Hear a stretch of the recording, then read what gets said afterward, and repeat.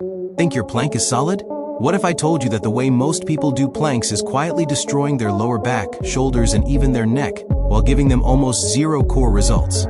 Yeah, that burn you're feeling? In many cases, it's not strength, it's compensation. Let me ask you something real quick. When you hold a plank, are you actually getting stronger, or are you just surviving the clock? Because here's the uncomfortable truth. Planks don't reward effort, they reward precision. And if your form is even slightly off, the exercise turns from a core builder into a joint abuser. Right now, all over the world, people are sagging, shrugging, holding their breath, and wondering why their abs never show up, and why their back hurts afterward. And the worst part? Most of them think they're doing it right. Let's start exposing the first big mistake. Picture this. You drop into a plank, elbows down, and within seconds your hips start sinking toward the floor. You might not even notice it, but your lower back arches like a hammock. This isn't engaging your core. This is your spine taking the load your abs were supposed to handle. Here's the light bulb moment. Your core's job isn't to move, it's to resist movement. When your hips sag, your abs have already quit, and your lower back is doing unpaid overtime. Now, I'm not going to fix this for you just yet, but I want you to feel it. Next time you plank, ask yourself, if someone placed a glass of water on my lower back, would it spill? If the answer is yes, your plank is leaking power. And that's just mistake number one. Another one sneaks in even faster. Your shoulders creep up toward your ears, like you're stressed out at a desk job. That tension? It's stealing stability from your core and dumping it into your neck and traps. Over time, that's how harmless planks turn into shoulder pain you can't explain. Notice the pattern? Every bad plank mistake shifts work away from the core and into places that weren't designed to handle it. But don't worry, you're not broken. You're just missing a few key connections. And once those click, the plank feels completely different. Stronger, cleaner, almost lighter. Before we fix anything, I want you to stay curious, because the next mistake is the one almost everyone makes, even advanced lifters, and correcting it alone can double the effectiveness of your plank instantly. Stay with me. Think your plank is solid? Let me hit you with something uncomfortable right away. If your plank feels easy to hold for a long time, there's a very real chance you're doing it wrong, and not just a little wrong. I'm talking about the kind of wrong that quietly overloads your lower back, strains your shoulders, and gives you almost nothing in return for your effort. That shaking you feel, that burn? In many cases, it's not strength being built. It's your body scrambling to survive bad mechanics. Let me ask you a simple question. When you're in a plank, are you actively controlling your body, or are you just counting seconds and hoping it ends soon? Because here's the truth most people never hear. Planks don't reward toughness, they reward alignment. And without that alignment, time doesn't matter. You could hold a plank for 2 minutes and still have a weak core. Right now, gyms and living rooms are full of people doing planks that look fine from the outside but are completely broken on the inside. And the worst part is, nobody ever told them what to feel, so they assume pain equals progress. Let's expose the first major mistake, the one that ruins everything else. You drop down into a plank, elbows under shoulders, feet back, body straight, or so you think. Then slowly, almost invisibly, your hips start to sink. Your lower back arches, your ribs flare forward, and suddenly your spine looks more like a smile than a straight line. This is not a neutral plank. This is a stress test for your lower back. Here's the key insight most people miss. Your core is not there to create motion in a plank. Its job is to prevent motion.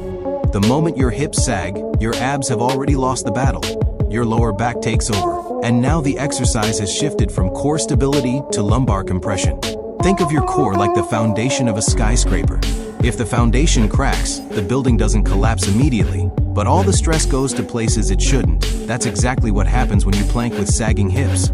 Try this mental check next time. Imagine someone balancing a full glass of water on your lower back. Would it stay still, or would it slide right off? If it slides, your plank is leaking tension. And here's the frustrating part. The more tired you get, the worse this mistake becomes. So the harder you try, the less effective the plank gets. Now let's talk about another mistake that sneaks in fast and feels completely normal, until it doesn't. Your shoulders creep up toward your ears, your neck shortens, your traps tighten. You don't notice it because you're focused on your abs, but your upper body is screaming.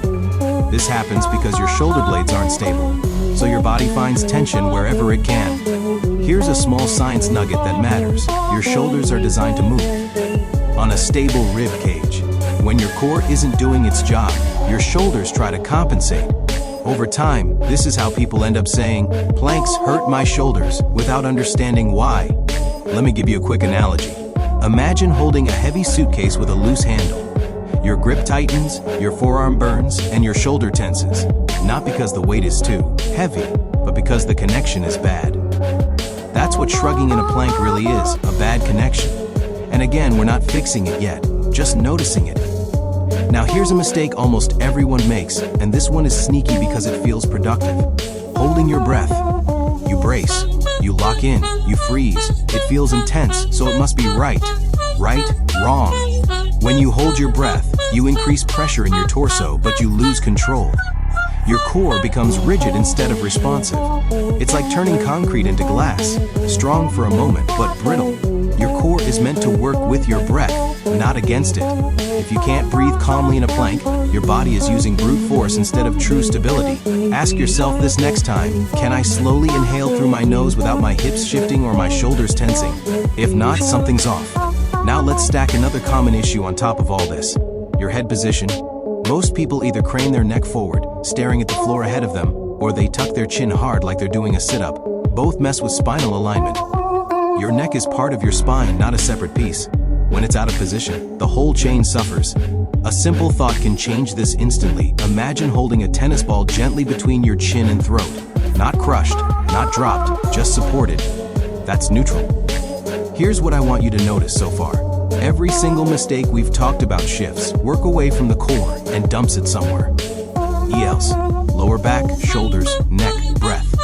The plank becomes a group project where the core barely contributes. And if that's happening, it doesn't matter how strong you are or how long you hold it.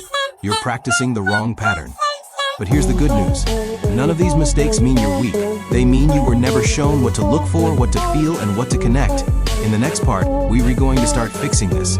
Starting with one simple adjustment that instantly turns your plank from meh to brutally effective. Most people feel it within 3 seconds.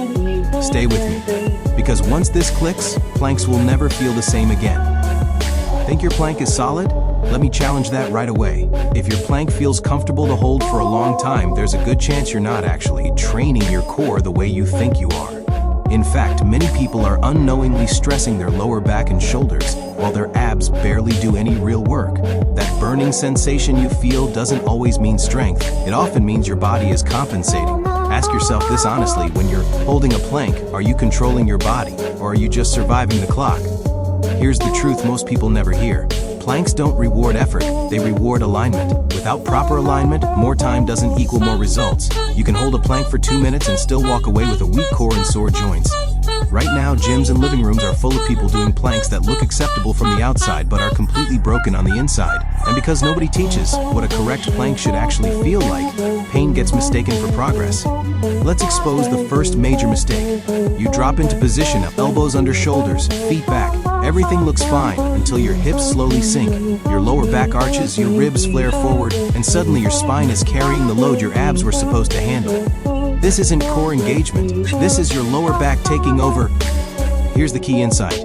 Your core's main job in a plank isn't to move, it's to prevent movement. The moment your hips sag, your abs have already checked out. Your spine steps in, and now the exercise turns into stress instead of strength. Think of your core like the foundation of a skyscraper. If the foundation shifts, the building doesn't collapse instantly. All the pressure goes where it shouldn't. That's exactly what happens in a sagging plank. Now notice another mistake that creeps in fast. Your shoulders rise toward your ears. Your neck tightens. This tension steals stability from your core and sends it into your shoulders. Over time, this is why so many people say planks hurt their shoulders. And then there's the mistake almost everyone makes: holding their breath. It feels powerful, but it actually shuts down control. A strong plank should allow slow, steady breathing. If you can't breathe without shaking or shifting, your core isn't truly in charge. Add head position to the list. Craning your neck forward or tucking your chin too hard breaks spinal alignment. Your neck is part of your spine, not an accessory. Every one of these mistakes has the same result. The work shifts away from your core and into your joints. The plank becomes a survival exercise instead of a strength builder. But here's the good news. These mistakes don't mean you're weak. They mean you were never shown what to connect. In the next part, we'll start fixing this, beginning with one simple adjustment that instantly changes how your plank feels. Once you experience it, you'll never plank the same way again.